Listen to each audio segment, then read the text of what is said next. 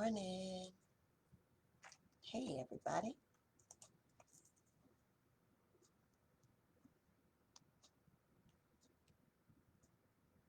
Come on in the room.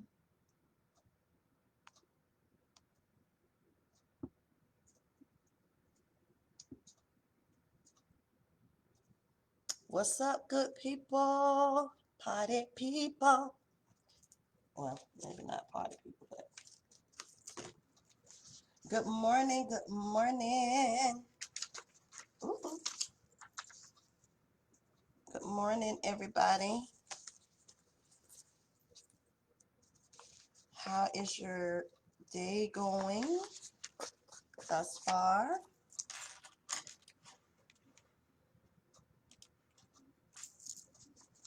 I pray everybody's good. Good morning, Ramona. Good morning, beautiful. Good morning.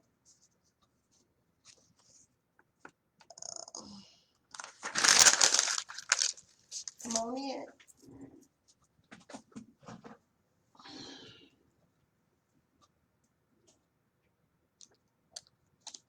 Look at y'all. Good morning, Lo. Good morning. Good morning, Rosa. Good morning, Sissy. Good morning, daughter. Good morning. Let's make it do what it do, y'all. Come on in. I feel like we might be able to get back to the word today. I feel like I haven't sensed the shift yet, so y'all be praying with me that well, we praying whatever he want. We want. That's what we doing. Ms. Barnes, you know I was supposed to call you. Don't think I forgot, because I ain't. I was giving you a little time. Get your life together. I hope you're good, sis. What's up, boo? Hey to my other daughter. Good morning. Good morning, Mama P. All right, let's roll up in this piece. Good morning, Daddy. Good morning. Good morning. Good morning, Abba. We want to thank you. We want to thank you for this beautiful day that you have given us. Thank you for letting us see a new day, Lord God. Thank you for waking us up this morning, blessing us to see a new day. Lord God, we honor you this morning. We love on you. We bless you. We thank you, Lord God, for all that you are, all that you have done, all that you continue to be in our lives. We just glorify you. We magnify your name and we lift you up. As a matter of fact, God, we make your name great. We make your name great. We shout it out today that the Lord is good. His mercy is everlasting. And your truth, oh God, endureth through all generations. We thank you that this is the day that the Lord you have made. And we make a choice to rejoice. We don't have to, but we make a choice to rejoice and to be glad. So God, we thank you on today. Thank you that we're in our right mind. Thank you that we have a good portion of health and strength. Thank you that you are with us. Thank you, Lord God. We thank you today. We thank you for a new life. We thank you for new life. We thank you for strength for the day. We thank you that this day you are going to give us our daily bread. That means we're going to get what we need for this day. Thank you for that. Thank you for that, Abba. Thank you. We thank you, God, for strength on today. We thank you for healing on today. We thank you for deliverance on today. We thank you for peace. Just like the man at the pool of Bethesda. We don't know when our day will be, but God, we're here saying thank you. Thank you. Let your kingdom come. Let your will be done. Let your kingdom come. Come on, say that with me. Lord, let your kingdom come. Let your will be done. Let your kingdom come. Let your will be done on earth as it already is in heaven. God, bring heaven down. Bring it down. Bring it down on the earth. Bring it down in my life. Bring it down in my family. Bring it down in my relationship, in my finances, in my health, on my job, in my ministry, in my purpose. Bring heaven down. Woo, don't get me started this morning. Bring it on down, God. Bring it down. I thank you, God. I thank you that you have given us a desire for you on today. Thank you, God, for chasing after us. Thank you for chasing us. Thank you. You chase after us. You pursue us. Even when we kick you to the curb, even when our life is going wonderful and we feel like we don't need you and we tip over here and forget like we ever knew you. God, thank you. God, we glorify your name this morning because you are amazingly awesome. There are not enough words to describe how good you truly are. We just take a moment. We take a moment because we've learned we don't rush this time with you because this is what you want. This is what you want. This is what you desire. You say you inhabit our praise. You listen, we were created to worship. You want this time. So God, we slow it down so that we can give you what you desire. We always coming to you about what we want. We're always coming with the list. We're always coming with the request. We're always coming with the want, with the need. But today, right now, God, we want to give you what you desire. We want to give you our worship. We want to give you our praise. We shabak your name. We make your name great. We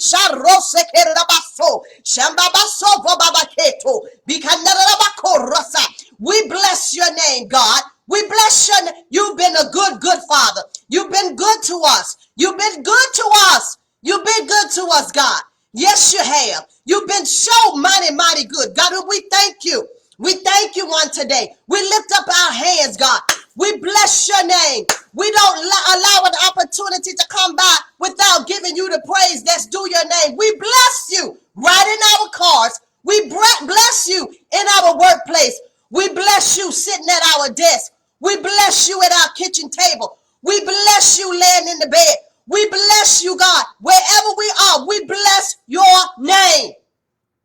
Higher my soul, for your name is great, for your name is great and greatly to be praised. Oh God, for your name is great and greatly to be praised. Now don't get me started singing again. Don't get me started. I had to turn my thing down because you was like surround sound. Listen, let me tell you something, boo. When I start thinking about my daddy, when I start thinking about Elohim, when I start thinking about Yahweh, when I begin to open up my mouth and begin to bless his name, baby, songs come up, memories come up, thoughts come up, things come up that remind me it should have been me, it would have been me, it could have been me. If it wasn't for the blood, that should have been me. I should have been taken out. I should have been shot at that club. I should have got HIV. I should have, I could have, I would have. But God said, no. That accident was supposed to take you out, but it couldn't. That thing that tried to come and steal your joy, that thing that tried to come and take you out the face of the earth, it should have, it could have, it would have, but God said, no, back up. That's enough.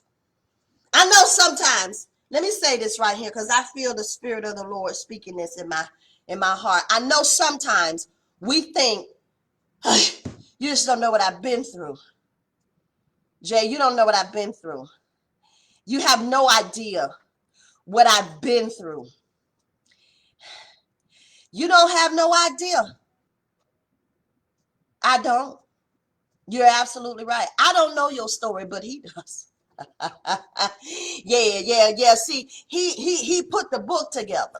And guess what? He's still writing chapters. We just write him, boo. This way we at. You got all of this to go. Yeah, I don't know your story, but he does. He knows your story. Yeah. He knows. He knows every page. He knows every line. He knows where he had to put periods, commas, exclamation points. He knows where he had to start a whole new paragraph. He knows. I don't, but he does. And this is what he told me to tell you this morning. Not only do I know your story, baby, but I am Alpha and Omega. I am the beginning and the end. I know that thing backwards. You're walking it forward. You're walking forward. You're walking it from the day one to the end of. I am doing a reverse. I'm backing that thing up in your life. I already know what you're gonna go through, when you're gonna go through it, how you're gonna go through it, who you're gonna go through it with, where it's gonna happen, what time, what place, who's involved. I already know. But guess what? I already know too how it's gonna end. Listen to me. He says, I know these things happen. The enemy used the molestation to destroy you. Yeah. He used the rape to destroy you. Yeah. He thought the divorce was going to take you out. Yeah. He thought that heartbreak was going to do you in. Yep. He thought that when that accident occurred, that very day that you would give up because you just couldn't believe what happened. Yeah, he knew about the trauma. He knows about the trauma. Yep, he knows about how they hurt you. He's seen what they did. I know it don't look like they gonna get what they should get, but he said, vengeance is mine. Somebody needs to hear that. Vengeance is mine. Vengeance belongs to me. I got you. Don't worry about how I'm gonna get them. I got you. I know what they said. I heard the conversation. I saw what they did. The lie, listen, can't no lie hold its ground. Eventually, truth gonna show up. Don't worry about what they said about you. Don't worry about how they lied about you. Don't worry about it. I got it. I got it. I got it. That's that Baptist choir right there, baby. I got you. All I need you to do is keep your eyes focused on me, because I've already told you, he that walks in perfect peace, their eyes to stayed on me. Come on, Peter. Don't get distracted, Peter. Don't get distracted by the wind and the waves. I allow the wind and the waves because I need to show you something. In this season, I'm trying to show you something. I'm trying to show you where your focus is. Take your focus off of the thing. Take your focus off of the situation. Take your focus off of the desire, the need, the want. Just focus on me. Because I told you, when you delight yourself in me, I'm going to give you the desires of your heart. I'm going to give you what you need. I'm going to give you what you need. Focus. It's focus. Focus. Keep your eyes on me. Do not be distracted. Do not allow the waves to cause you to sway. Focus. I know how this thing gonna end. You only see right now because that's all you got eyes to see. You can't see what's ahead around the corner over the hill to grandmama house we go. You can't see that, but I can. And guess what? You want me to give you it? You want me to tell you what's gonna happen over there? You want me to tell you what's gonna happen on the other side of this? You win. You need to say that a little louder. You win. Let me say it a little louder. You win. Louder. You win. Louder. You gonna win. I know the enemy don't want you to think that. But you're gonna win. Come on, Marion. You're gonna win. Say, I win. Say it like Marion said. I win. I win. I win. I know what it looked like, but I win. Until my daddy fixes the problem. Until he fixes it. Because you know he had an answer to the problem before the problem ever even came on the scene. You know he do. You know he got a solution to it. He always has a solution. Listen, this is what he's doing. Listen, this is what he's doing. He's working on something. And he's working on something. And he's working on you while he's working on it. Let me say that again. He's working on something. But while he's working on something, he's working on you. What is it that he's working? I guess we're not going to get to the man. What is he working on? What is he working on? That's what we need to be asking him in this season. God, what is it that you're working on? Are you trying to increase my faith? Are you trying to increase my trust in you?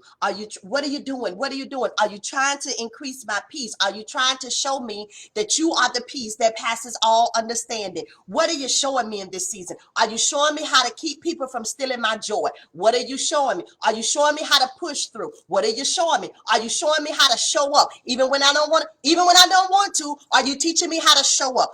What are you teaching me? Are you teaching me how to dive deeper in your word? Like what I was doing last year, 5 years, these last 5, 10, 15, 20 years, that's not going to work in this season. What are you doing? Are you showing me how to be still? Are you showing me how to be quiet? Are you showing me how to speak up? Are you showing me how to be bold? Are you showing me how to settle myself? Are you sure? What are you showing me in this season that I have not learned? What are you? Am I repeating a test? Is it something that I'm having to repeat because I didn't get it in the last season?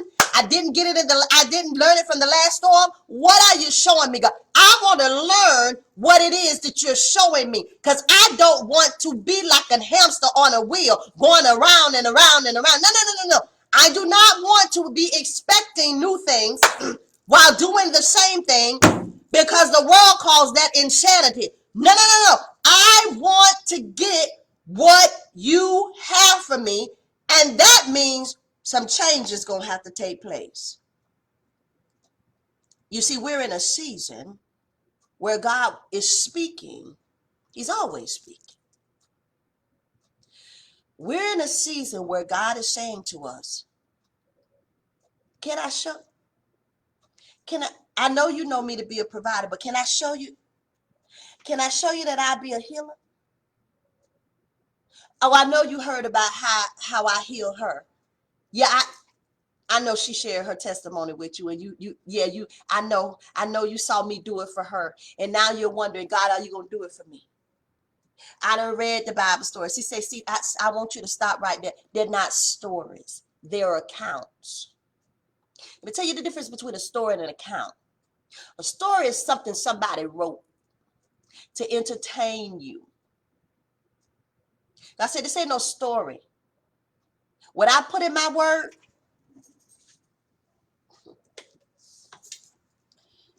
God said, these 66 books, these are accounts. These are not stories.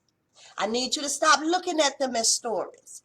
Because, see, when you look at them as stories, you don't take them literal. Hold on. Hold on a minute. I'm going, Lord. I got you.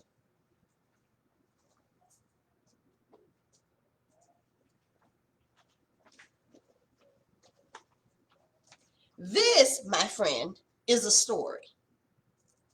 God says, I don't write stories. Come on, Ramon. I got a purpose when I write. This is written to entertain. I'm not here to entertain, although it also has a message. I'm not writing this. Boo-boo. Baby girl. Son.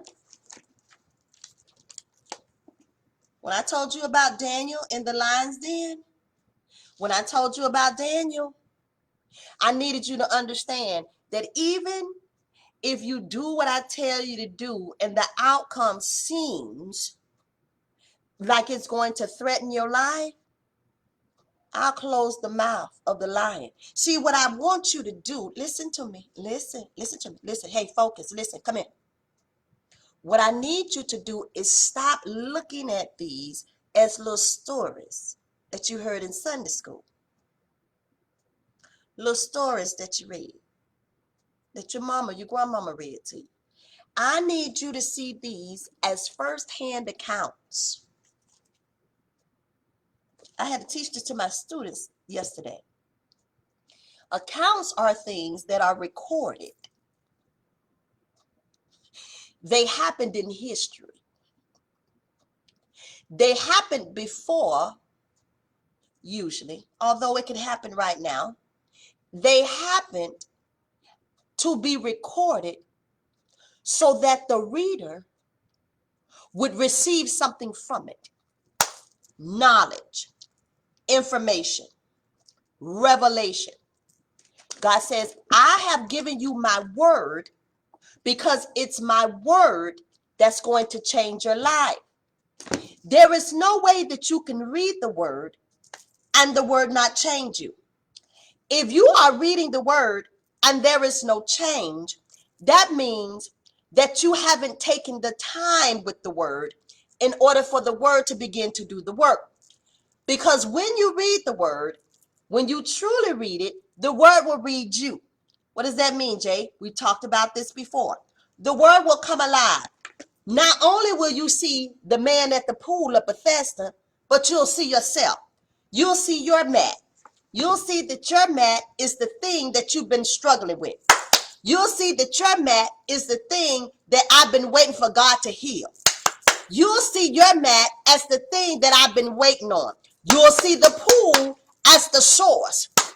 What is your source? The man thought the pool was his source. God is saying that pool ain't none of your source. I am. Nothing happened to that man until he had an encounter with God. When Jesus showed up and he had an encounter with God, that's when his situation changed. Listen to me. God is saying to us in this season, how long are you going to carry your mat? Come on, let's go. Let's go to this word. How long are you going to carry it?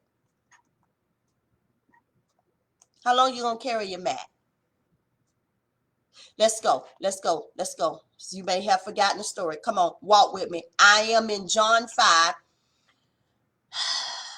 verses 1 through 7. I think we're going to look at 7 today. Come on, walk with me. John 5. Somebody drop it in the chat for me. John 5, verses 1 through 7. Here we go. Let's go. They ain't got time to wait for you today. From Galilee, Passion Translation, Jesus returned to Jerusalem to observe one of the Jewish feasts. So inside the city, near the sheep gate, there is a pool called Bethesda. It is the house of loving kindness, or the house of grace, the house of mercy.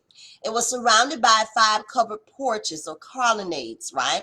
Hundreds of sick people were lying under the covered porches. The paralyzed, the blind, and the crippled. That means whoever you are, you was under there. You had an issue, you was under there. You was up under them porches, right? All of them, somebody say all of them waiting for their healing. I got to pause right there.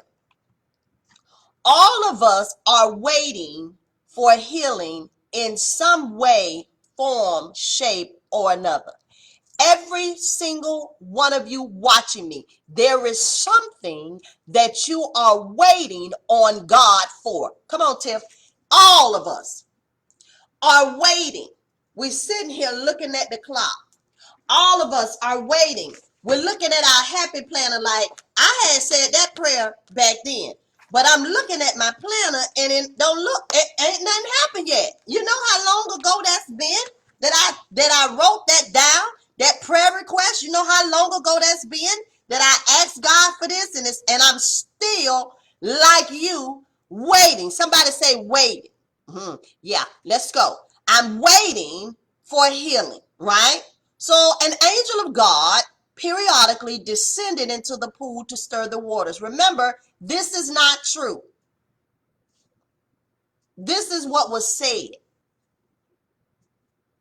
An angel of the Lord is going to come and stir the waters up. And when the water gets stirred up, you need to get up in that water so you can be healed. That's not what took place. Ain't no angel came in the water. I don't even know where that come from. Haven't studied it enough. I think we talked about it last week under the unction of the whole. I can't remember. I got to keep moving. I have to come back to that. You want to know? That's good, Daddy. Daddy say, search it out. But that's not what happened, right? But he was there at the pool and he said, here we go. Let's back that thing up. J5. Among the many sick people lying, there was a man who had been disabled for 38 years. There was a man that was sitting by that pool for 38 years. 38. 38. 38. Long time. I know you might not have been waiting for 38 years, but it may seem like it's been 38 years.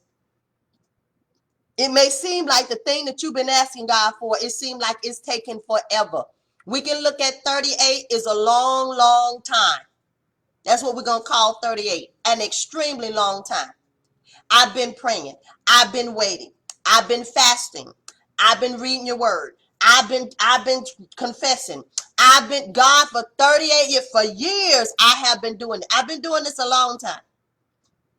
I've been waiting on you for a long time. And he says, when Jesus saw him lying there, he knew that the man had been crippled for a long time. So Jesus, Jesus knew that man was crippled for 38 years because he was Jesus. Jesus means he was God. It means that he knows everything. Ain't nothing caught him by surprise. Let me tell you something. God ain't going to just roll up on nobody. God know. Listen, I might not know. They might not know. She might not know. He might not know. But God knows. God knows exactly what you're dealing with. He knows exactly how long you've been praying. He knows exactly what you're praying for. He knows what your need is. And I believe, God wanted this account to be in the word so that you can see yourself in it. That's what all of these little Bible stories are for. They're not to entertain us like this book. These Bible stories have been placed in the word of God to give you hope. How are you going to get hope? Well, first of all, you got to see yourself as the individual. You got to locate yourself in this situation. We cannot take it literal. Literal means, oh, I'm not a man at the pool at Bethesda. I don't even know where Bethesda is. I'm not crippled. I'm not blind. I'm not paralyzed. We've already talked about that. We all have an infirmity. Our infirmity just may be different from somebody else's. All infirmity means, baby, is you sick. All of us are sick. All of us are waiting for something. My question to you today first is, who are you waiting on? They were waiting on an angel to stir the water. That's the first thing. So this man is sitting by this pool and he's waiting for this angel to stir this water up. That was the first problem. He was waiting for something outside of God to give him what only God could give him. I see you coming back with it. I see you coming back with it. I don't have my notes for that, so I can't refer to it. But God is bringing it back to my remembrance. God said, listen, what happened was the man was waiting by the pool, Jacinna, but he was looking for another. Okay, bring it. Let's bring it. You say you're waiting on God, but you're really looking to get married because you really think that once you get married, that spouse is going to fulfill your needs. Spouses feel needs. Only God fulfills. Spouses, that means they can give you things, but God gives all things. They cannot fulfill you. That's why many people get married and they are miserable, because they were looking for a man, a woman, an individual to give them something that only God can. This is the problem with making other things your source. They are resources that God uses to be a blessing to you. Your job is not your source. It is a resource that the Father uses to bless you. We get it mixed up, just like the man at the pool. See, we want to look at the man at the pool and we want to think, listen, we assume and we think, that man, what was his problem? He was waiting on the water to be stirred. Well, why he should have just got in the water. This is the question that I asked God. Well, this is where the question rose up, where God said that wasn't even the case. There wasn't no angel stirring the water. I was saying, God, so you mean to tell me you was only blessing them people like once a year? What kind of God is that? I'm just going to bless you once a year. That doesn't even sound like our God. That doesn't even sound like our Father. He's not about to bless. You got all these people out here, you mean to tell me you're going to bless one person once a year? Has the enemy been doing that to you? Has he been tricking you with that? Has he been saying that he ain't got enough blessings to go around? He's made you feel like that. Has the enemy been in your ear saying to you, it ain't your turn? That's what he was saying to the man at the pool. It's not your turn. It's somebody else's turn. How do we know that? Hold on. I'm glad you asked. Come on. He says, when Jesus, he was there for 38 years. When Jesus saw him, he knew that the man had been crippled for a long time. Verse 6, Jesus said to him, do you truly long to be well? The sick man answered and said, sir, there's no way I can get healed, for I have no one to lower me into the water when the angel comes. As soon as I try to crawl to the edge of the pool, someone else jumps in ahead of me. So I got another question for you. Are you ready? Here's my next question, sis. Sir, are you intimidated? Are you angry? Are you upset because it seems like other people are getting the thing that you desire? Now, you can be honest with me. We fam. Come on. Let's reveal this thing so we can heal this thing. Do you get in your feelings when you start seeing God blessing somebody else with the thing that you've been praying for? Do you feel some type of way? Do you feel left out? Do you feel overlooked? Do you feel rejected? Do you feel like God had forgot about you? Have you ever looked at somebody else and in your heart, you ain't saying that out your mouth, but in your heart, you felt a little jealousy? In your heart, you felt a little like, I can't even believe. Well, I have. Since you don't want to tell the truth, I said,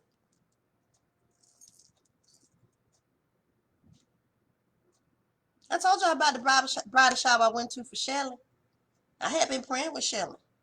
I had been praying for Shelley, talking to Shelley, having conversations with Shelley. We were hanging out at one time. And we were talking about our husbands, and we can't wait to do stuff together. You know, I was saying to Zanin last night on the phone, since I can't wait until we take trips together and have dinner together. And she was like, yes, I can't wait till we eat them seafood balls together and we hang out together, have, movie night, and y'all, we come over to the house. But then Shelly got married.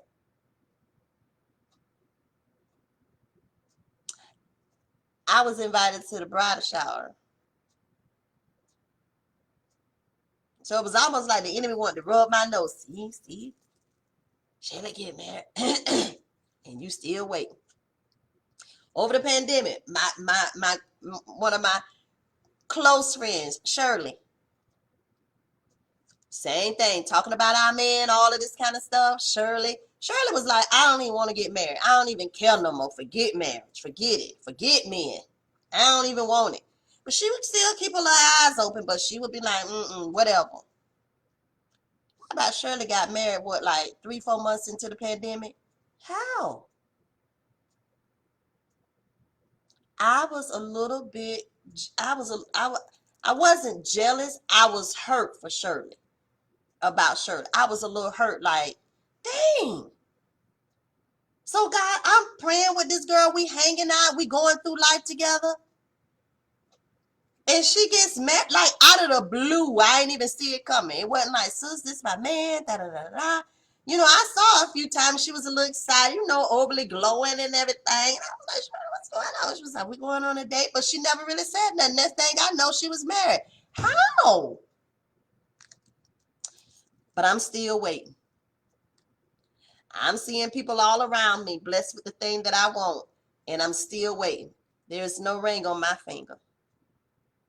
Can you, will you, do you still love, trust, honor, worship God, even though the thing that you have been praying for, he hasn't given you? Listen, you just like the man on the mat. Listen, I wonder if that man started doubting if he'd ever be healed. Because you could be in a situation for so long. I'm sure. I want to even say I'm almost certain. I'm almost positive that there was a season that man said, "Man, forget it. I ain't gonna even worry about crawling over there. Man, forget it. I ain't gonna even worry about praying today. Man, forget it. I ain't gonna even ask God about that no more. Man, I'm sick of praying about my spouse. Man, I'm not gonna even. Man, it just seemed like healing is not my portion. Man, forget it. I ain't gonna worry about it. I'm trying to trust God and I need to move, but I was saying that this weekend, Lord, don't seem like I'm gonna move. I mean, apartments, town, it's ridiculous. Who is paying $2,000 for an apartment? You don't even own this place. That's ridiculous. That's mind-boggling. God, I don't have $2,000 to pay for rent, and I don't want to own. I don't want the responsibilities of it. I don't want if something break, I got to be responsible for fixing it. I don't want that. I know that sounds crazy, right? That's not my American dream right now. If I was to get married, that would change because I would now have my husband to lean on, my husband to help me take care of things. I do not want the responsibility of that. I don't want it. I want to travel. I want to use my money to travel the world. You know what I've learned? I don't know when my time is going to be up. I've been nowhere. I'm a little country girl. I've never even seen the snow. I've been nowhere. Well, okay, God, I saw it when I was in the 5th grade. I went to Washington, D.C., and I saw it, but it had already snowed. I want to see the snow fall. I've never been to the mountains. I've never stayed in a log cabin. It's some things I want to do, some places I want to go. I can tell you about 3 places on one hand that I've been in the United States. And you know what? The enemy taunts me about it all the time. How you keep confessing? You talking about God has shown you you're going to be an international speaker and you ain't even left Florida. How? What? What? That's stupid.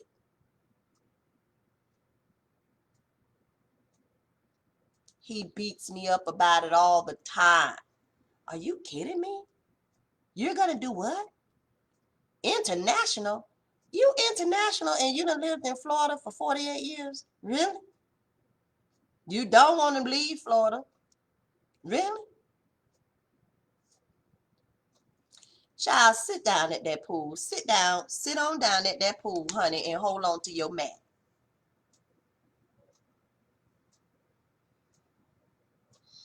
God, I don't know when. I don't know how. Yes, sometimes I get in my little moments and I cry because I am waiting on my husband. Yes, God, I get in my feelings and I cry because I want you to restore my relationship with my mother. Yes, God, I sit on my couch and I cry because I feel like, when is it going to happen for me? When am I going to send out wedding invitations? When is it going to happen for me? When am I going to be surprised at my bridal shower? When is it going to happen for me? When, God, when am I gonna go and speak to thousands of people, hundreds and thousands of people? You've shown it to me, but it doesn't seem like it's gonna come to pass. I'm still on Facebook talking. I'm still doing this. I'm giving it all I got. I'm coming on and I'm faithful. I'm coming on and I'm sacrificing. I'm coming on and I'm listening to you. I'm following you, God, but I'm still here by this pool. I'm still here waiting. I'm still here clutched to my mat waiting. Listen, I know the man got tired because he was human. I know he got tired. I know him and his boys, him and his friends, they started talking. I know people was talking about it. Man, you've been waiting how long? Dang, man, I've been waiting for about 2 months. Bro, I don't know if I could wait that long. Man, I hope God don't make me wait for 38 years for my healing. You know, people was talking to him and about him, even at him. Man, I'd have just been done gave up by now. You know, they started talking like Job's wife talked Job. You need to curse God and die. Sean, I'm never going to forget my husband. I'm never going to forget him. Ever. That desire is so embedded. Have you ever had a desire you could not shake? I got my passport. It's over here somewhere on my desk. I will be submitting my passport this month. One of my beautiful members, beautiful tribe followers, blessed me with the money to get my passport. And I just got mad. I got mad because when I was trying to do the passport the first time, I didn't have all the information. I went to get my birth certificate and found out that the information that I thought was valid was not valid. Somebody else's name was on the birth certificate, and I got upset. I got mad, and I forget it.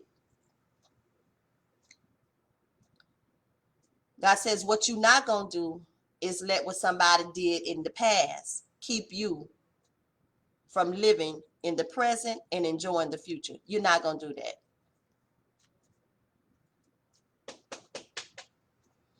It's easy to say that. That's why we're having this conversation this morning. I want to throw it back at you. Is it easy to forget what the enemy told you? Listen, we talk this stuff, but this walk is a whole different thing. I know exactly what you said, because I said all the time, you got to forget what the enemy said. Sometimes, like that man at that pool, sometimes them thoughts ring a little bit louder. Some days it's a little harder to shake. Some moments you can't shake that thing. This is what I'm going to talk about. One thing that I am grateful for is that I know my Father. I know God. I know him. I don't know him in his totality because we never will. But one thing I won't do is I won't stop. Eventually I will. Eventually I will. Whether I receive the things that I'm waiting for or not, I will do what Jesus wanted the man to do. He wanted the man to shift his focus from the pool to him. Notice nothing happened to the man until he shifted his focus. Let's go. Eunice, come on. Seriously. Let's talk about it. Let's talk about it.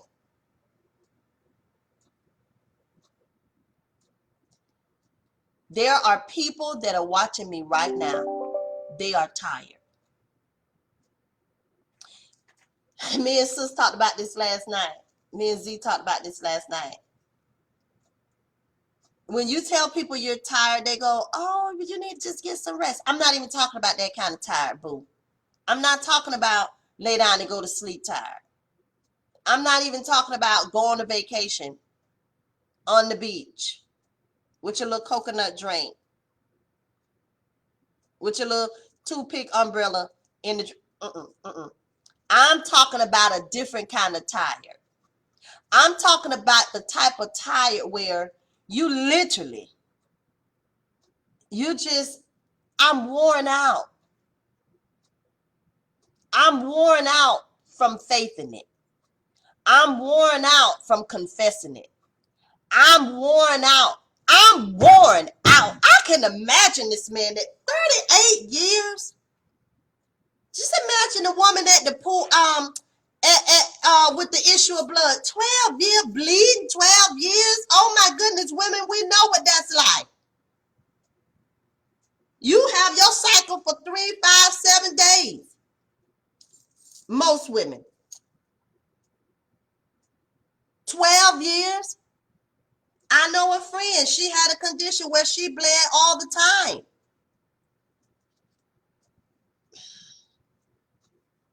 12 years. 38 years. Seriously, 38. Let's be honest. Let's talk about this, y'all. Because see, this is where we really get to have these conversations. Could you still hold on after 38 years? Could you still trust God after 38 years? Or are you looking for some other way out? I know we say the church answer, I'm waiting on Jesus. Have you ever found yourself in a situation where your mouth says that you're waiting on Jesus, but your actions show that you're really waiting on the angel to stir the water in the pool? Yeah, I know we don't want, see, we don't want to deal with the truth. We don't really want to uh, reflect. We don't really want to look at the man or the woman in the mirror and really say to ourselves, it ain't about her, it ain't about him, it ain't about them. This is about me. I've got to look at my life and I've really got to take into account, do I trust God? Do I really trust God? Like I said, I've been waiting on this thing a long time. I got a question that just popped up in my mind. Does it mean when you begin to doubt that you don't trust him? Does it mean that when you begin to wonder, you don't trust him? Does it, when you begin to look at somebody else and you begin to get jealous, or you begin to get hurt, or you begin to get fearful, or you do you feel, does it mean that you don't trust God? Let's talk about that. What does it mean when you've been praying for something? He doesn't give it to you when you pray. You know, not like the last time. Last time you prayed and you only had to wait a couple weeks.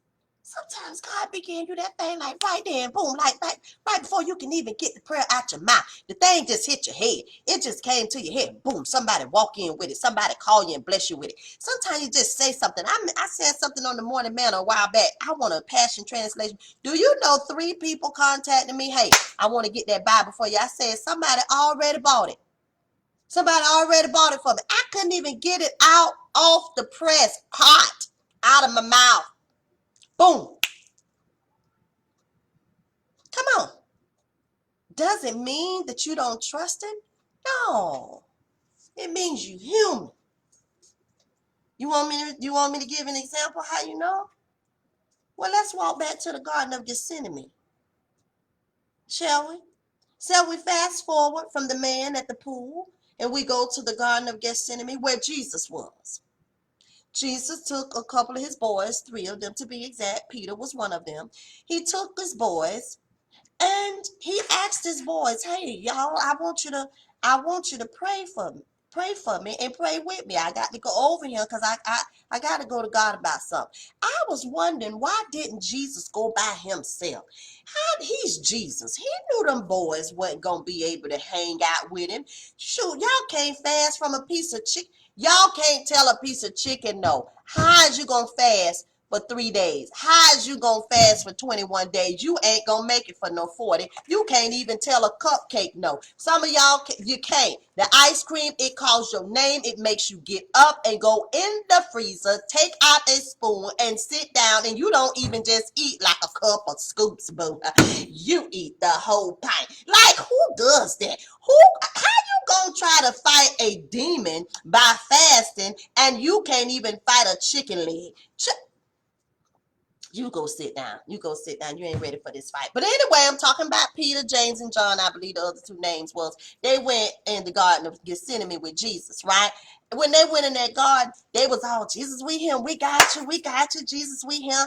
What happens when your friends stop praying for you? Will you keep praying for you? What happens when your friend's not there for you because it's been 38 years that you've been praying for this thing? You've been dealing with. Let me ask you a question. Have you ever needed something from the Lord? Have you ever wanted something from the Lord? And you asked your friends, and they may have been like, okay, I got you. But then now, after 38 years, you is still coming to me about the same prayer request. You still asking me, can you pray for my husband? You still asking me, can you pray? Me and my spouse going, you and your spouse still going through after 38 years. Y'all ain't got it right together. Them children still running your life. You still having issues on your job. You still asking for prayer for help. You still, what is going on? Girl, how long is you going to pray for this? How long, child? Have you ever just felt bad about going to a friend because you feel like your friend going to get tired of your prayer requests? You just be like, I'm just going to find me a new friend. I'm going to find me a new friend to pray for. Because this one right here, yeah, I done went to her too many times. She don't understand. You stop playing. You ever been around that friend and you like, man, if she talk about this one more time, let me tell you something. I want to share something with you. I want to help somebody. Can I help somebody? See, I think y'all done gone to sleep. Y'all done lost your focus. Somebody say, help me, Jay. Somebody say, help. Help. I'm going to wait for you. Somebody say, help. Help me. Help me. Help me. Da, da, da. Help me. Help me. All right. I see a couple people say help. Listen, let me tell you something. The desire that God gave you, the vision that God gave you, that dream that God gave you, it ain't for them. Do not stop speaking it. Do not stop believing it. Let me tell you something that God just showed me about that man at the pool. That man at the pool, he might have started tripping. I know he did because he's human. He might have started tripping just like Jesus did when he went to that garden. He went to that garden, and when he was in that garden, he started begging God. God, please, now, seriously, this is a lot.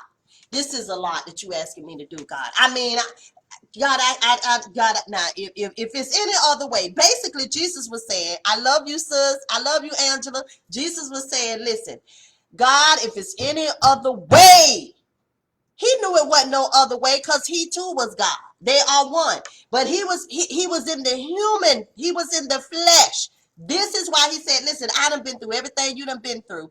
So I understand what you're going through. Jesus said, I don't want to do this. That's what he was telling God. I don't want to die.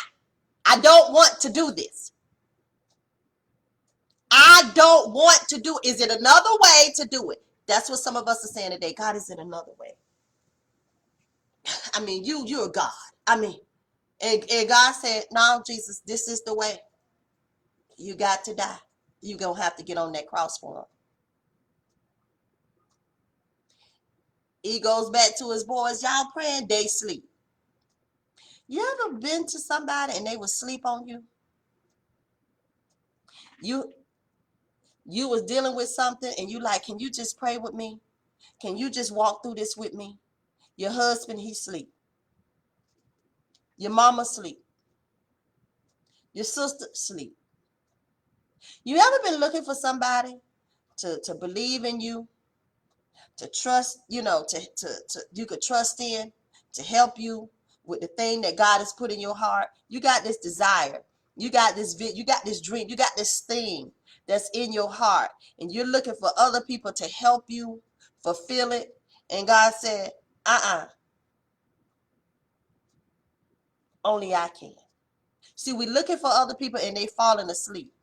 We're looking for other people to help us like the man at the pool and they just walk right by. You ever had anybody just walk right past you? It's like they didn't even see him. The man said, every time I try to get to the pool, I crawl over there. Nobody won't help me get in. And I'm like, well, why you ain't just kind of crawl and just roll over in there? Well, if you're paralyzed, you have no feeling, so he can't roll over in there. If you're crippled, you don't have all the full use of what you need to get. Why do we do that? Why do we look at other people and say, why don't you? Well, why don't you? Why don't you? Audrey, I wonder if he would have just fell in when when somebody else fell in. I wonder what God had told him no. I wonder if while somebody else was getting in there, if he could have just rolled himself over in there, that God was gonna say, no, both of y'all can't be blessed. Do you think God's gonna do that to you? What lie? Who lied to you? Who lied to you? Who lied? Did you lie to you? Sometimes we do it to ourselves. I can't. We mess with our own self. I'm never going to get married. I'm never going to have a baby. I'm never going to get the job. I'm never going to start a business. I'm never going to be able to do this. I got too much going on. Look at my leg. Look, I'm paralyzed. I'm blind. I got a problem. I'm never going to be. Do we do all of these things? And God is saying, you keep looking to other sources to be what only I can be. Jesus was looking to his friends to help him because that thing was so heavy. It said it was so heavy that he literally sweated drops of blood. Every time he went to his friends, they were not there. Are you in a season where you're going to your friends and they're not there? It's because God don't want to bless you through your friends. This season may be a hard season. It may be one of the hardest seasons that you have ever had to endure. And God is saying, I am more than enough. Come to me. The one thing that Jesus did, even though that thing was hard, he stayed there at the garden. After he asked God to take this cup from me, and God said no, he said, Lord, let your will be done. I know I've been waiting for 38 years. I know I've been waiting a long time. It might have happened to you last year. It might have happened to you right before the pandemic. I don't know how long you've been waiting. I don't know how hard it's been for you to endure. I don't know if you've seen people passing by, getting the very thing that you've been praying to God for. I don't know what your pool is. I don't know what your bat is. But what I do know is that Jesus, he sees you just like he saw the man.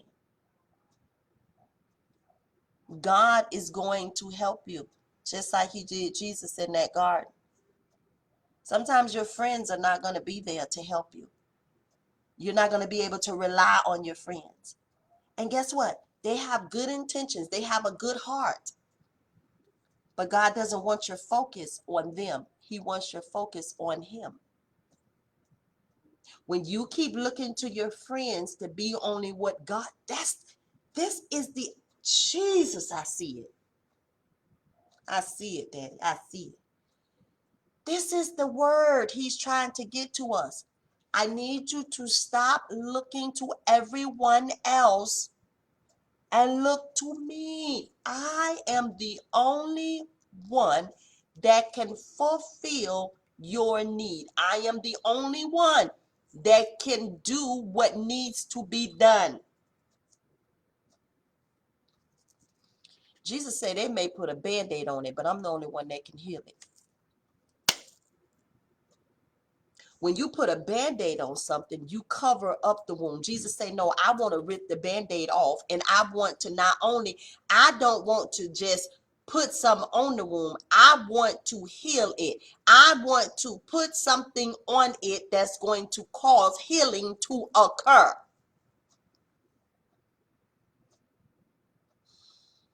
Jesus did not go to that pool to put a band-aid on that man's mat. Let's see how you know that. Come on, come back with me. He says, when Jesus saw him lying there, he knew. He He didn't have to ask him. He knew that the man had been crippled for a long time. When Jesus saw him stretched out by the pool and knew how long he had been there, this is what the question asked. He said, "Do you want to get well?" Now, this is what God, he confirmed this to me.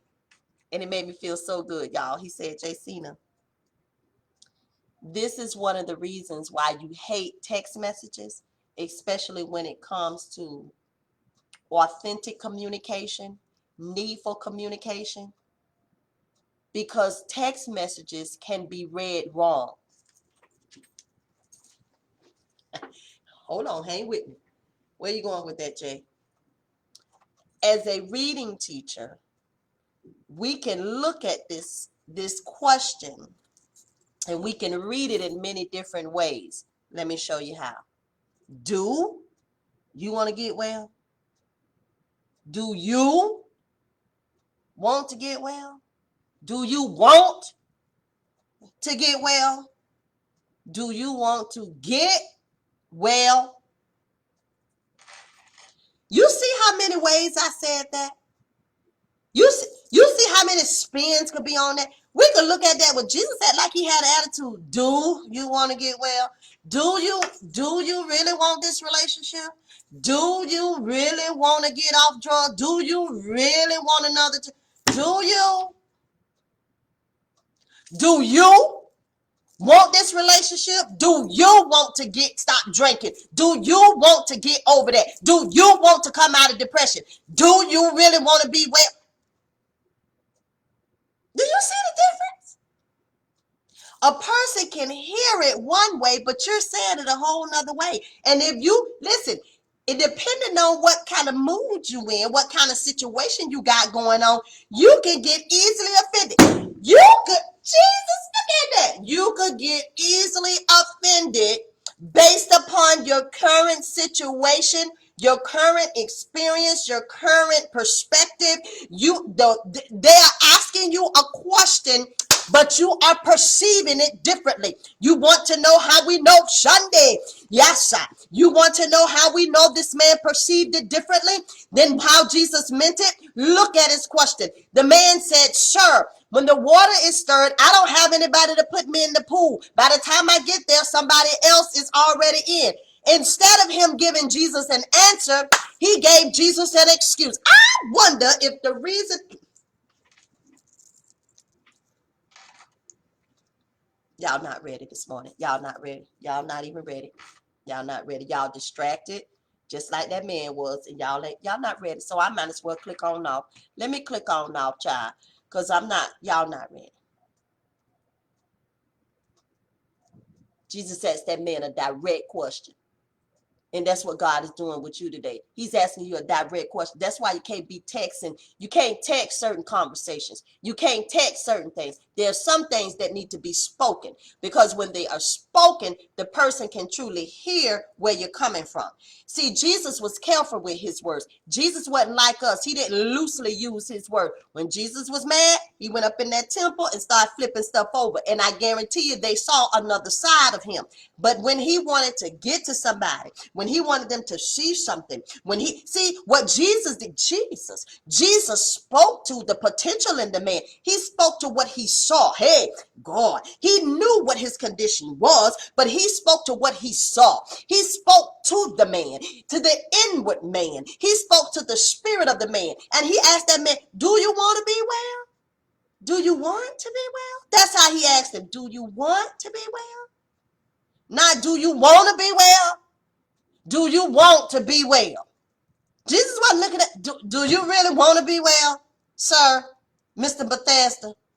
Because you're sitting over here by this pool. It don't look like you really want it. That's what we do to people. But we don't want God to do that to us. Do you want to be out of depression? Do you want to get out of depression? Do you want to stop running from the Lord? Do you want to keep doing this? Do you want to keep hurting? Do you want? Or will you hear it like this today? Do you want to get well? all about how it's said. Yes, Lord, I hear you. God said, some of you, the reason why the person that you're having conflict with, the reason why, listen to me. Listen. The reason why they can't hear you is because of the way you say what you say. Listen, words are not meant to just be spoken. You are speaking to be heard, to be understood, and to ultimately be received. You want the person that you're speaking to not just to hear what you're saying. You don't want them just to uh, receive what you're saying, or understand what you're saying, but you want them to receive it.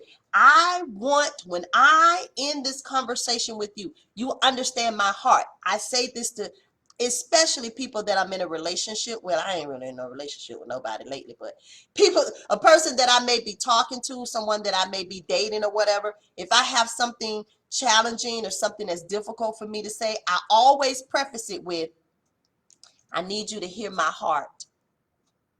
So what I'm doing is I'm prefacing the conversation by saying, I'm hoping that I get these words out in the proper way. Because in the past, I would just say what I wanted to say. You know, Nene, I said what I said, and that's what I said. I've matured from that. See, that's a little girl talking. I'm a woman now. The Bible says when I was a child, I acted like a child, I spoke like a child, I did all of that like a child, I talked like a child, all of that. But when I became a man, I had to put away childish things. It is childish and immature for you to just say whatever you want to say. That's a lack of wisdom. That's a lack of revelation. That's a lack of grace, compassion, and care. You are out of order, ma'am. You are out of order, sir. No, you don't just say what you want, because you don't belong to you. You belong to God, and you are going to be held accountable for what you say and how you say it. We've got to learn to be slow to speak, slow to anger, and quick to hear. We've got to say this thing right. I believe Jesus spoke to the man in such a way that the man, he heard it and understood it, but he didn't receive it. Come on, Jay. Come on, work this word. Work this word today. Come on, Holy Spirit. Teach it to me. Teach it to me. He had to speak to that man so that man would receive it. Let me show you how you know the man didn't receive it when Jesus first spoke it. The man said, "Sir," the invalid replied, "I have no one to help me into the pool when the water is stirred. While I'm trying to get in, someone else goes down ahead of me. We're going to come back and work that tomorrow. I want to work this right here." Then Jesus said to him, just skip over. Then Jesus said to him, hold on. The man said, I got a problem, Jesus. First of all, yes, Lord, yes, Lord, yes, Lord, yes, Lord, yes, Lord. He didn't even recognize that it was Jesus. I can't even get to the point that I'm trying to get to because God just showed me something else. My God, he didn't even recognize it was Jesus. He didn't even recognize who was in his presence. He thought he was just another man. I wonder, do we do that? Do you recognize when Jesus is in your presence? Do you recognize when Jesus is talking to you? Do you recognize when he is giving you a word? Do you recognize when it is him speaking? Or are you still immature to the point where you're saying, well, was that God? Was that me? Who was that speaking? Who was that? Have you matured? I said, Sunday. Have you gotten to the place, in your walk with the Lord, where when he comes upon you and asks you a question, I said, even Sunday, even if it Sunday, even if it's a difficult question, are you able to answer him just like he asked it? Or are you like the man at the pool? Do you not even recognize that it's Jesus? Do you not even recognize that he's asking you a question? Do you not even recognize that it is him speaking? Do you think it's you? Do you think it's that chicken leg? Who is it that's speaking to you? Do you not even recognize that the Father is in your presence? You don't even know it's Jesus. My God. You don't even know it's Jesus.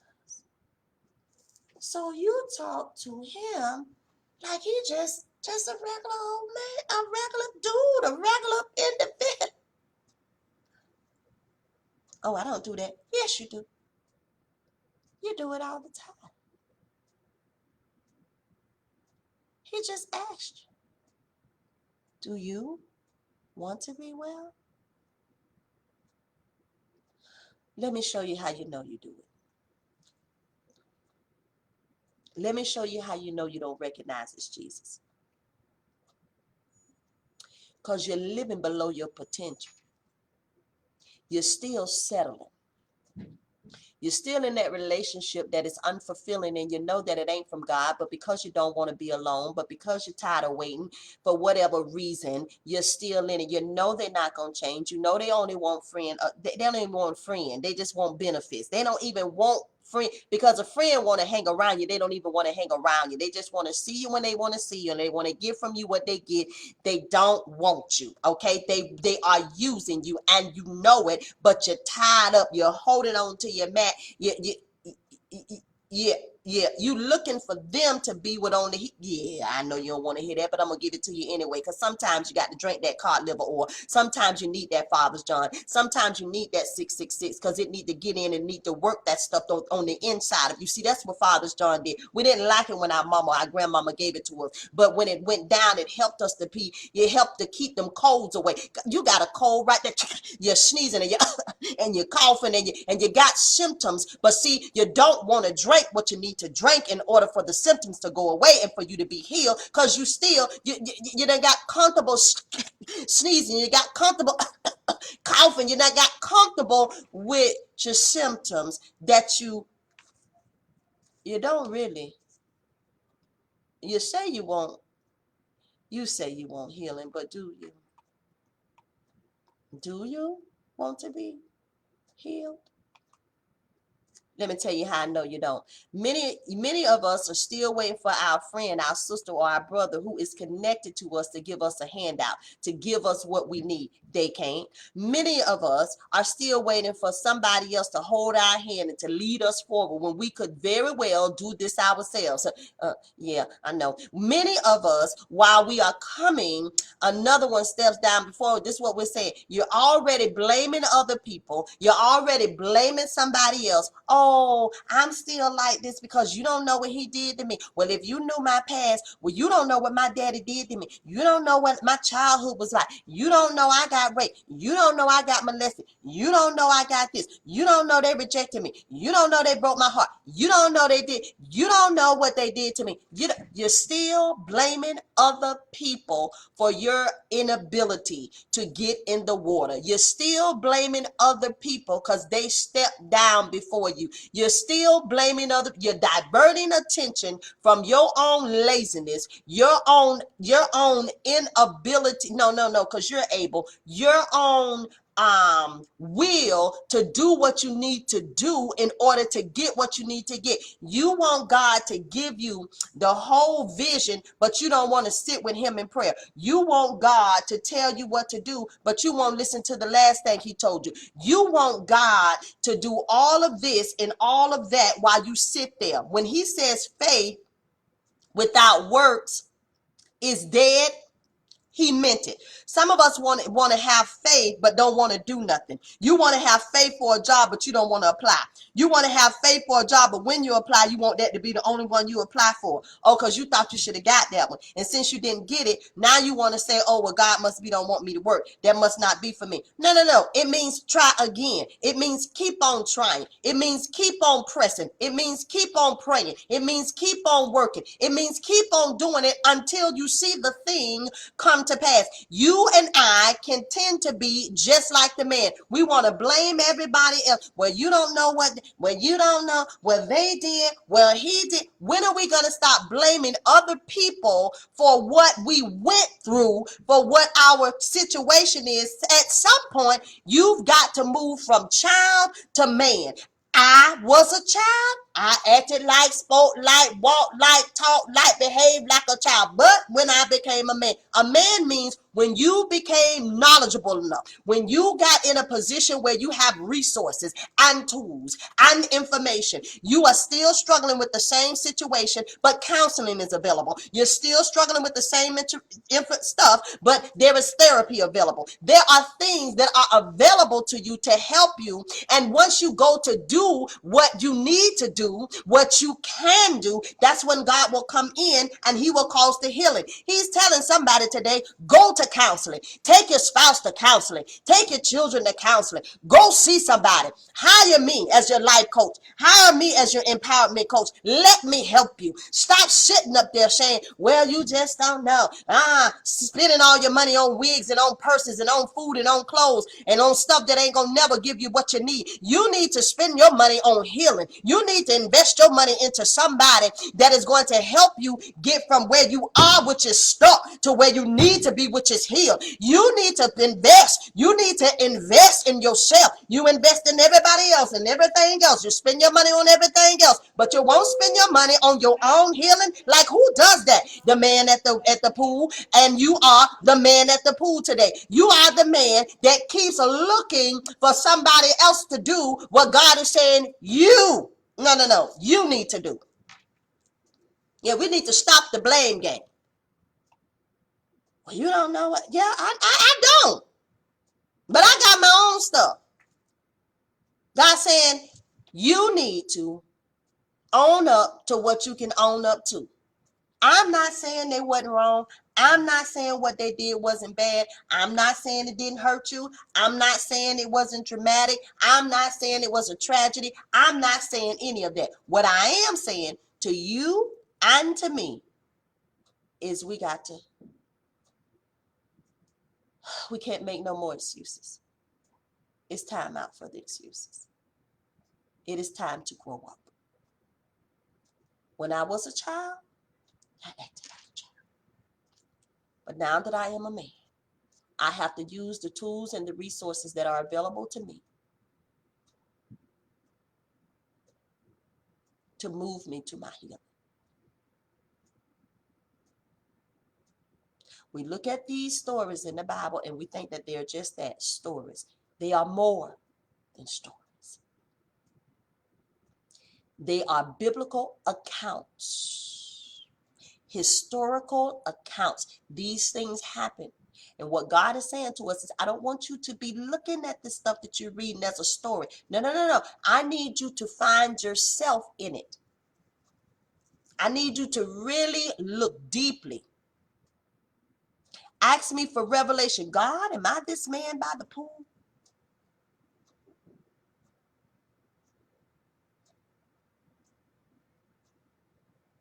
Some of us, we are lazy. We want God to bless our business. We want God to give us creative ideas to start a business. But you won't make time. You won't even sit down to press in. Get you a planner. Get you a journal. Get you a notebook. Start writing down your ideas. Start taking classes. Start seeking out help so that you can be what God has called you to be. No, we want to binge watch Virgin River, but then get upset because, God, you told me to do this. You're right, I did tell you to do that. And if you sit with me, I'll show you what steps to take to get it done. But you chose Virgin River instead. Oh, you chose to go shopping instead.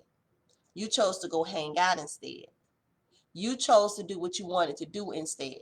And now you want to be looking crazy because this is the income that you could be receiving, but you're not receiving that income because you're not doing the work that's needed to get the income. Why are we looking for handouts?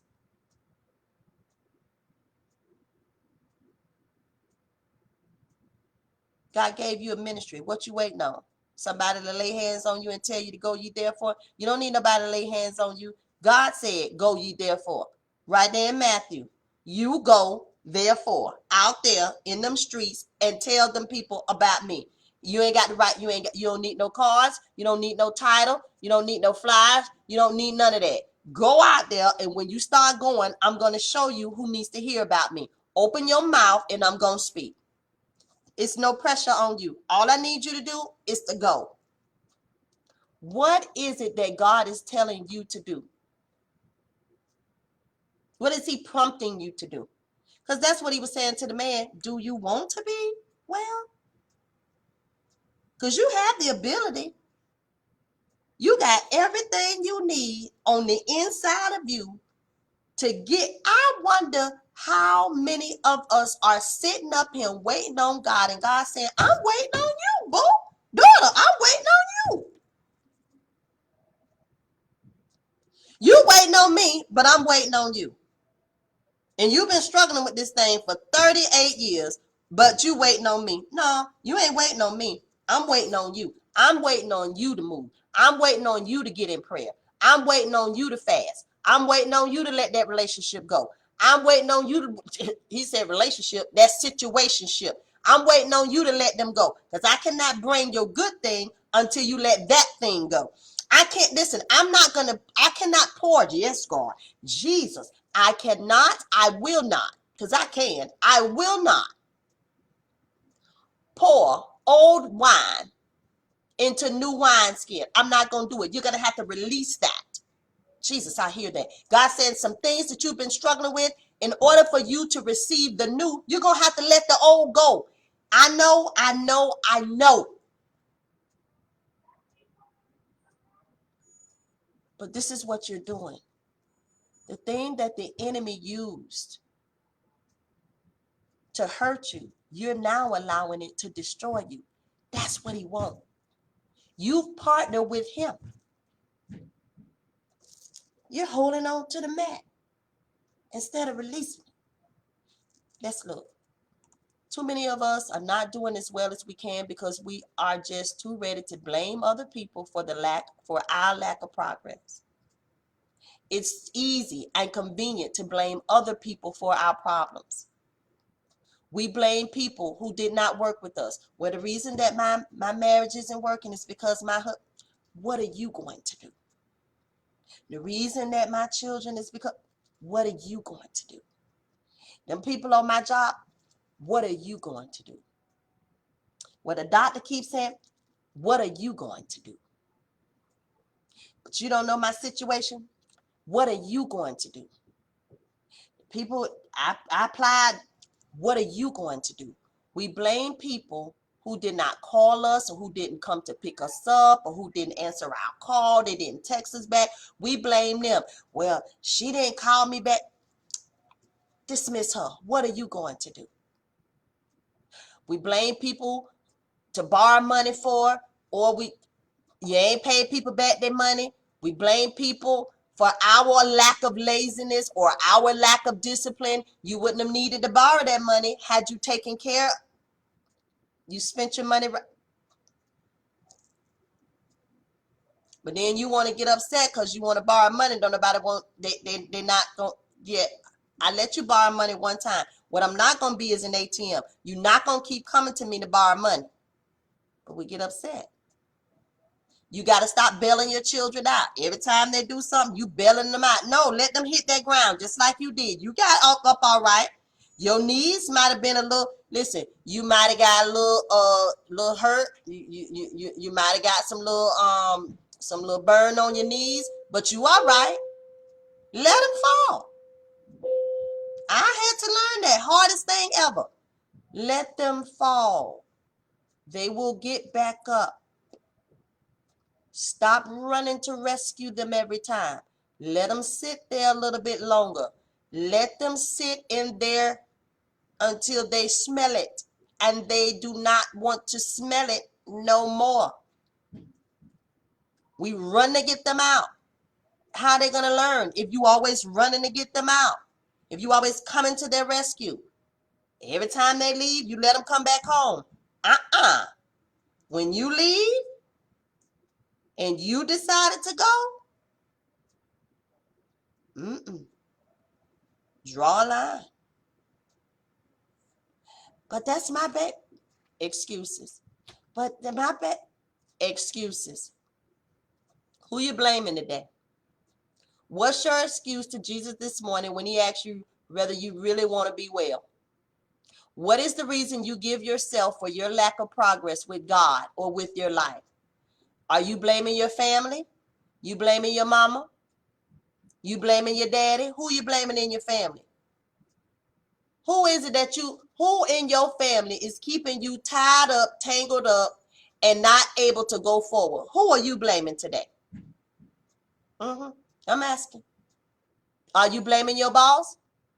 Are you blaming your pastor? You blaming the government? Who are you blaming? You blaming your boo? Who are you blaming? Jesus said to that man, and I'm out. He didn't say, oh, I'm so sorry. He knew what happened to that man. He knew why the man was at the pool.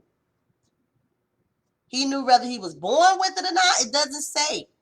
It doesn't say if he was born with the condition. It doesn't say. All it says is he was at that pool for 38 years. We don't know that man's backstory.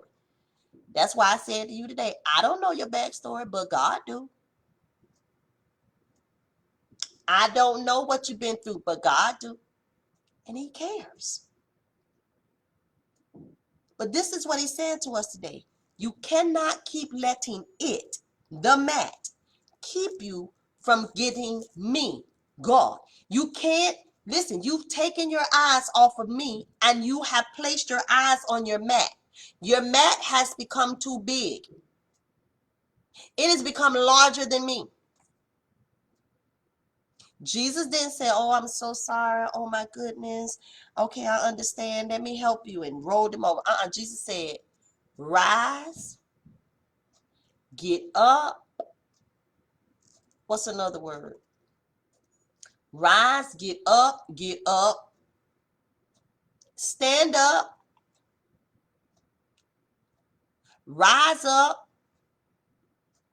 take up your bed and walk. Dismiss me with all of that. I already know that.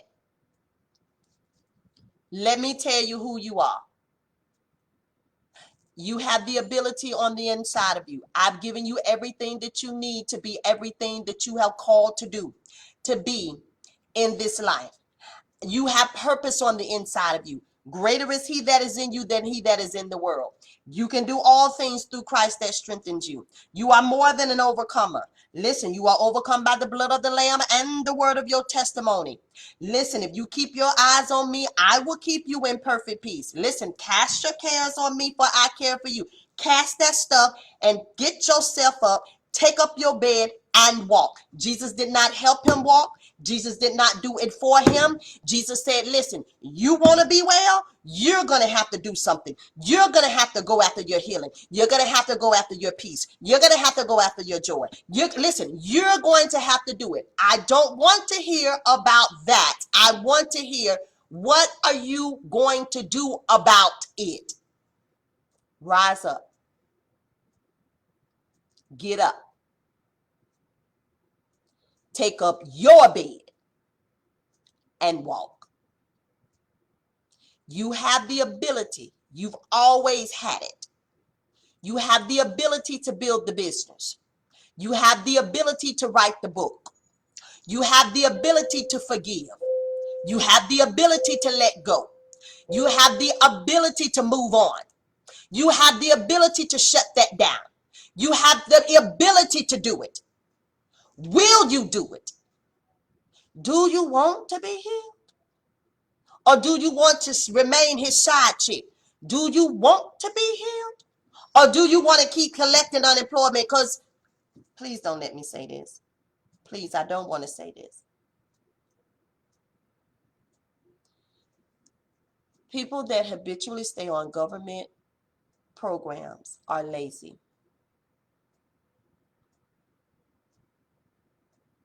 You don't have to watch me no more, but I'm going to tell you the truth. Being on it 1 year, it's understandable. 2 years, you're still trying to get on your feet, I get it. 3 years, I'm still trying to, get myself together. But a lifetime, you done been on government services for 5, 10, 15, 20, 30 years. You pay $5 for rent, but you out here buying Air Force Ones, $200, $300 wigs, Coach purses, Louis Vuitton. You riding better than some people that's ready to retire because they've been working that long and they can't even retire because they're not at the age to retire. We come to the grocery store behind you. You got T-bone steaks and ribs, and your basket is full of stuff. And we holding a little cart. We holding the little green cart. We holding the little green cart, and we are selective about our items. We got to look at the price. We got to look at our checking account.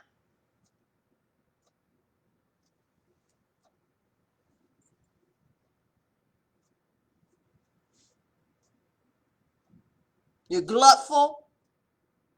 You're frivolous with your money.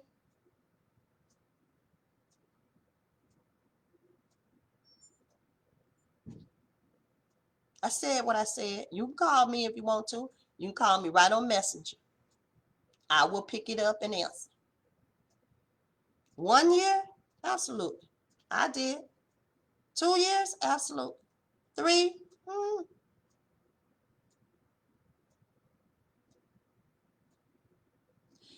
I wonder if the man did not want to pick up his bed because he understood his condition. If I pick up this bed and walk, that means I'm going to be healed, which means that I got to go to work now. I'm not going to have people that's going to show mercy, that's going to show compassion, and that's going to give me money, that's going to help me because I'm in the situation I'm in. No, now I got to go out there and I got to work myself. I don't really want to go where I can't talk about it today. I'll talk about it maybe tomorrow. The Lord leads that way. That man, I believe that man started blaming because he was like, these people did this to me. I wondered, did Jesus ask the man, do you really want to be healed? Because he knew that man knew. He knew that man understood that, baby, you can't make these issues your issue no more. Because you know that there are people, they like that. They like to be pitied on. That's how they get the things that they get, because people see them and they go, oh, well, let me help you.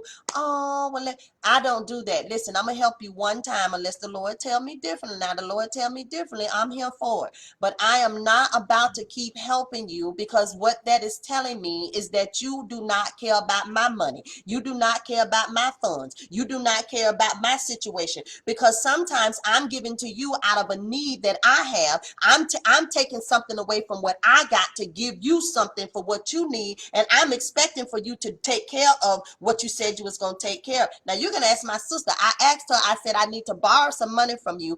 And I said, and I will pay you back. And I did. So the next time I go to my sister, this was a while ago, but I needed that money to move or for a car or something. I can't, but it was a legitimate need. I needed that money. And I gave her back the money that she loaned me.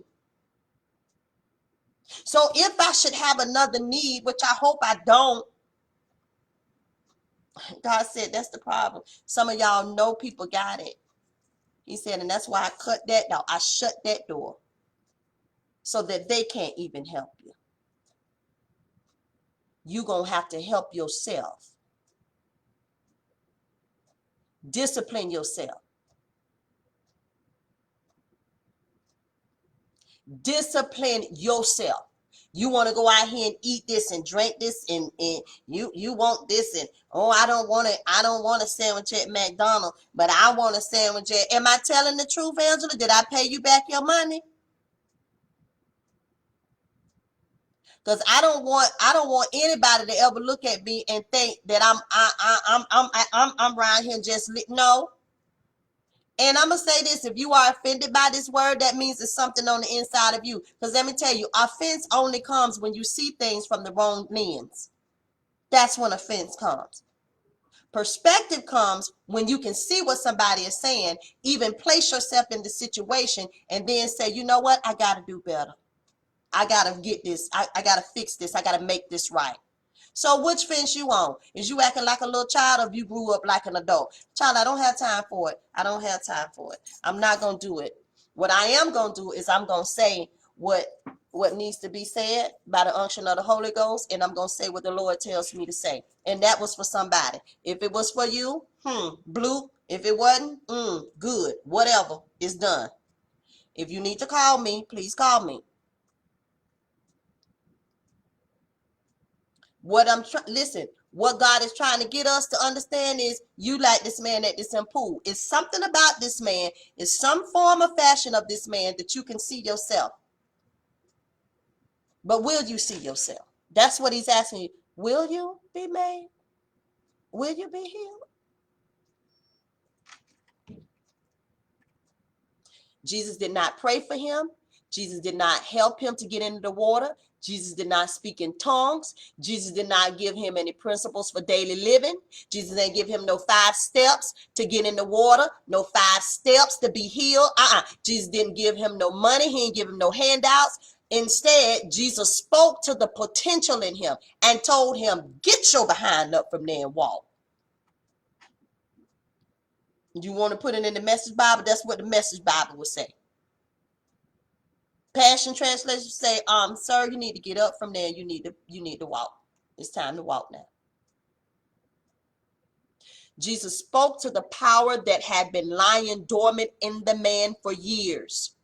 While he waiting on somebody else, Jesus said you could have did that yourself. While you waiting on them to get you a job, you could be done start your makeup business. You do beautiful makeup. You could be done got clients. I mean high paying clients. And started your own little stuff.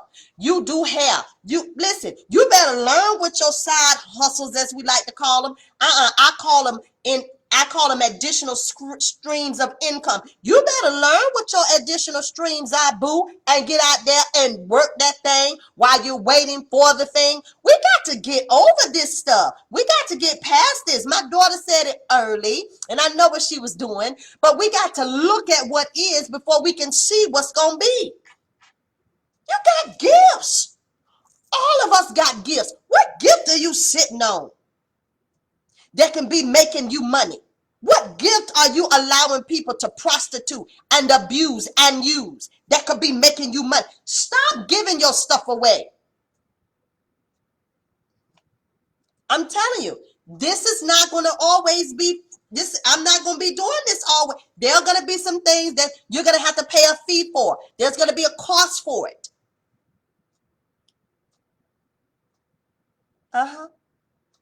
He's telling me, pick up your bed and walk. I didn't give you this gift for nothing. This gift is going to make room for you. What does that mean? You're going to be rewarded for this gift. This gift is going to open doors for you financially, physically, spiritually. Come on, y'all. That's what the Chinese people do. That thing that they have a gift, they do your nails, they do your feet, they wax your eyebrows. You come in there and you pay them, but then you don't want to. Anyway, moving right along. Jesus spoke to the ability in the man that he did not know he even possessed. Sometimes you don't even know you got these gifts until you lean in. Some of us got to press in so God can show us, no, this is what you working with. He had to make him aware of the awesome ability that he possessed. He simply asked him to pick up his mat all by himself. I'm not going to help you do that. Some things I'm going to do and some things I'm not going to do. I'm not going to stop you from having sex. You're going to have to stop it yourself because my word tells you don't fornicate. Do you want to be healed or do you want to have sex? Do you want to stop drinking? Do you want to stop smoking? Do you want to stop selling? Do you want to stop going back to them? Do you really want to? Because some of us, we want to be pacified. It's hard to pick up your bed and walk. It's hard to hear pick up your bed and walk. It's easier to just lay here. I don't want to be in this situation, but it's easier to just lay here. You know what God started telling me to do? He said, every time somebody sow a seed in your life, you take that and you put it over here towards your rent. So let's say the place that I want to stay in, it costs this amount. He said, you're going to take that and you're going to add it to, you need to find out what is it that I can add to get me here. He said, if you would save more money, you will be able to have the things that you desire, but you're not disciplined. Come in. Jesus did not call for people around him to help him. Hey, come in. Thank you, thank you, thank you.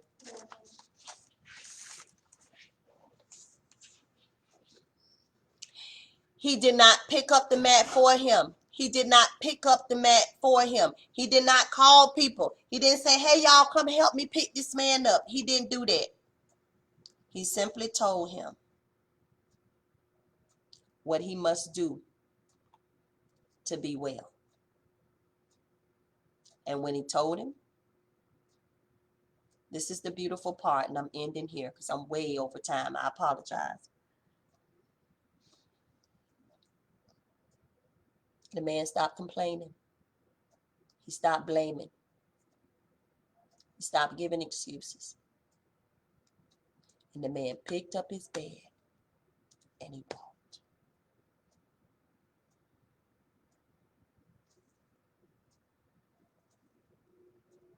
He could have did that so long ago.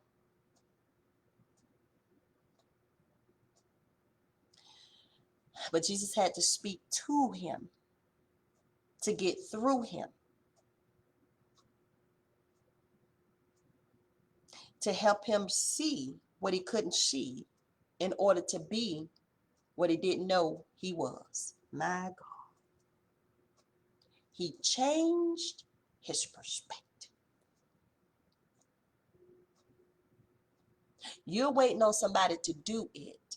God said, you have the ability to do it yourself. My question to you, do you want to be healed? If you do,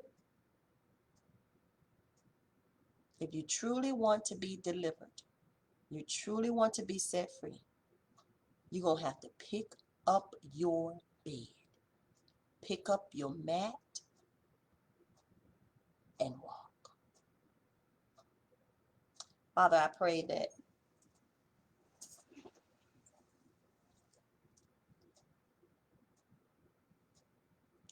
this word goes into good ground.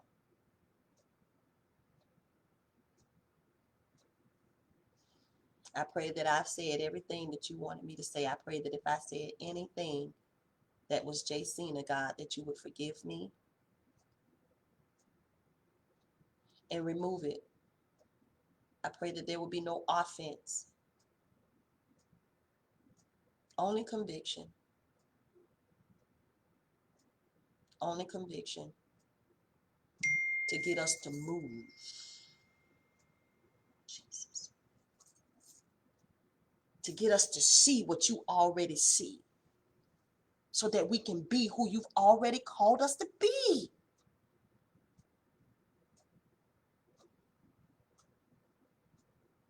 Help us to disconnect from any belief, from any person, from any situation, from anything that would keep us bound for years. Some of us are divorced but still bound by the man that's with somebody else. God help us. Some of us are still bound by a person that's died. They've been gone but we're bound.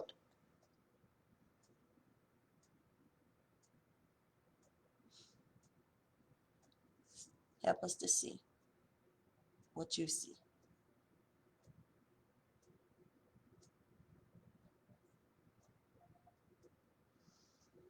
Jesus. In Jesus' name.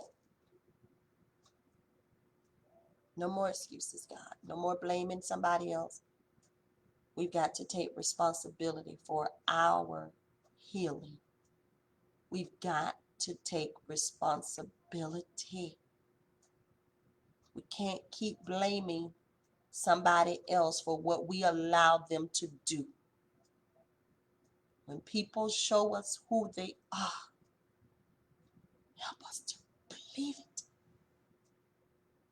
And stop trying to make them be somebody that they aren't. I keep hearing this. Reconciliation, restoration does not mean reconnection. It means the healing of the heart, the freeing of the mind. It does not mean the connecting of people. Some of you need to forgive and let them go. Some of you need to walk away, shut it down, say goodbye, and let that be it. Block, delete, shut down. It doesn't mean that you cannot love them from afar, but it does mean you cannot give them access anymore. Or you're going to find yourself back at the pool, laying on your mat. Let them go. It's time to let them go. You don't have to be connected. You don't have to be connected to love somebody. You can still love them, but choose not to give them access. Let's take responsibility and stop blaming other people for some of this stuff we allowed them to do to us. They did it one time. They did it twice. You let them do it 3 times or more, it's on you. Because they've shown you who they are. You just haven't accepted it. I love you. I pray that the Lord will bless you and keep you. He'll make his face to shine upon you and give you his peace. He'll be gracious to you.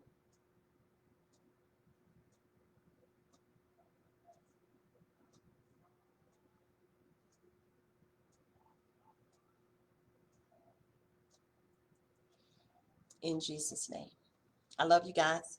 I will see you on tomorrow if you choose to show up.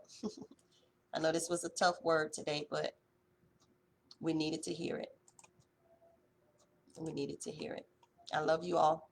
I'll see y'all tomorrow, okay? Bye-bye. Oh, God.